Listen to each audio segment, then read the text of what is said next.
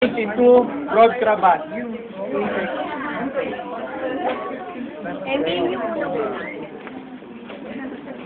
So as you see in the picture, that is used for, that is what we call abdominal binder. No? So it is indicated for what type of injury? Evisceration. So before you can have an evisceration, you should have what? Donut rings. Or you can apply a wet OS or wet gauze. Why do we need to apply a wet gauze? To keep it moist, to prevent dryness of the internal organs. Why? What will happen if the internal organs will become dry? Stitching.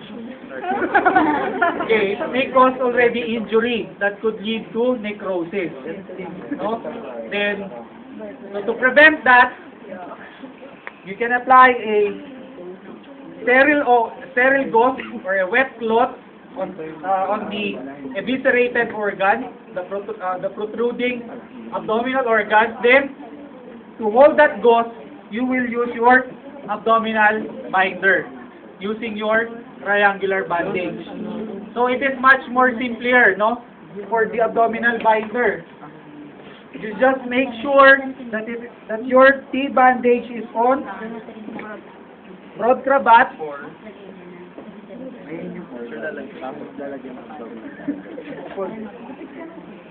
Ito rin yung malalaman dapat yung pang-brand yung tali. Dapat yung hole pa ilalagay dito.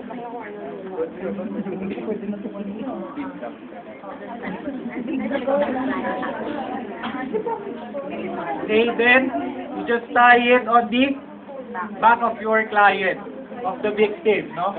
So this is an example of a donut. So when is the time that we will be using donuts? Evisceration, and if there is what? A punctured object, no? There is an object left. For example, may kutsilyo.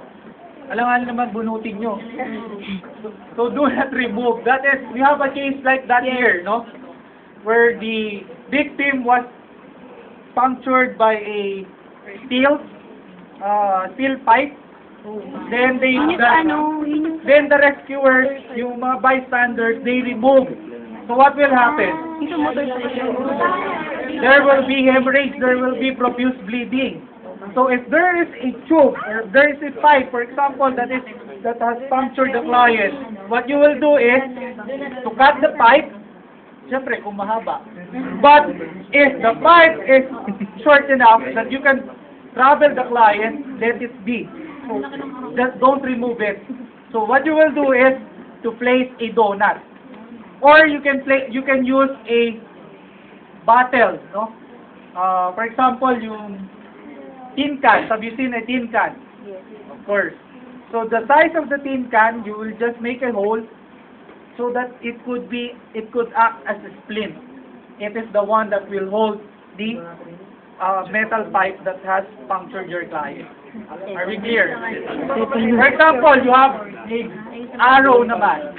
So if it is an arrow, what will you use to make a splint? Aside from donut. Okay, you can use a plastic cup. No? So put a hole on the bottom of the cup, then place it on your ball pen. Or on your arrow, ball pen. Okay, place it on the arrow.